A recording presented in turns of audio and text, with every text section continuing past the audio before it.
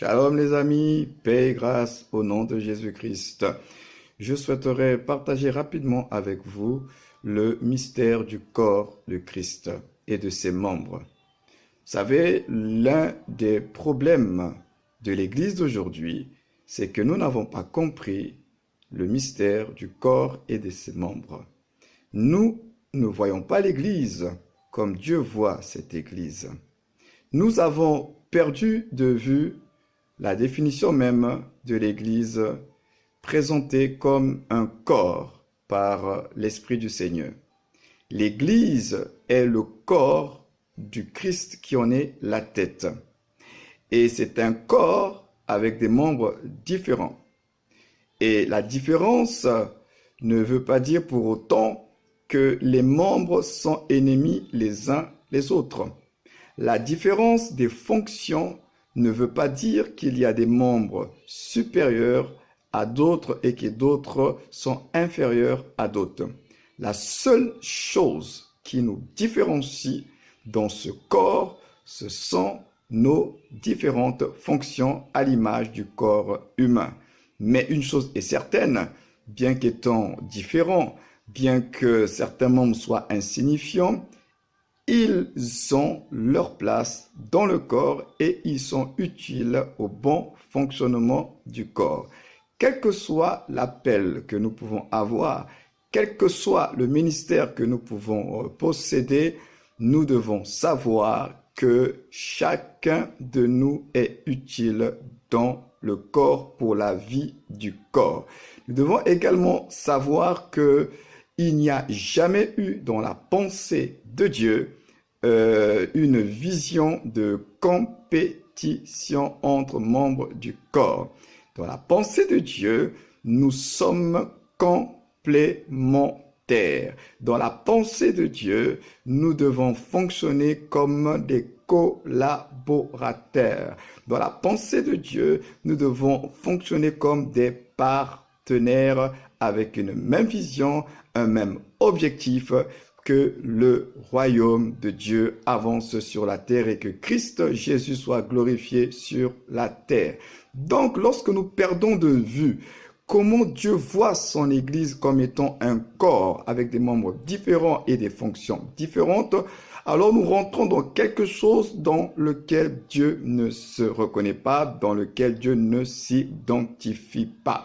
Nous devons apprendre avec humilité à pouvoir nous soumettre les uns les autres, c'est-à-dire pouvoir reconnaître l'autre dans sa différence et dans son apport, c'est-à-dire sachant que nous ne possédons pas tout, sachant que nous ne pouvons pas tout accomplir, il y a certainement des choses que l'autre peut accomplir que toi, tu ne peux pas accomplir. Donc, nous devons apprendre à reconnaître les différentes grâces que les autres ont pour pouvoir être bénéficiaires de cela pour la vie, pour l'équilibre du corps de Christ. Oui, mes amis, nous sommes membres d'un corps qui est dynamique, d'un corps qui est vivant, dont la tête est le Christ lui-même. Donc, revenons à l'idéal de Dieu, revenons par la repentance à la pensée originelle de Dieu et cessons nos luttes, cessons nos querelles, cessons d'avoir l'esprit des fils de Zébédée,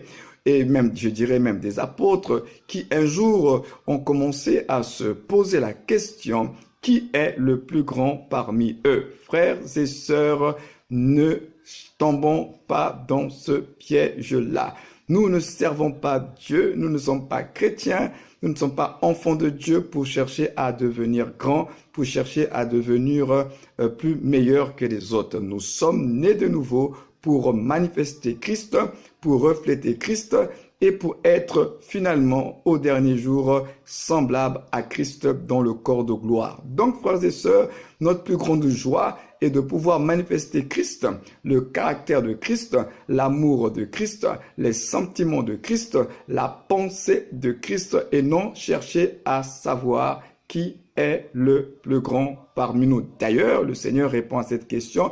Il dit, celui qui veut être le plus grand, il dit bien, celui qui veut être le plus grand, si tu veux être le plus grand, il dit, ben, tu dois être le serviteur de tous. Donc, si tu aspires à la grandeur, commence par servir les autres.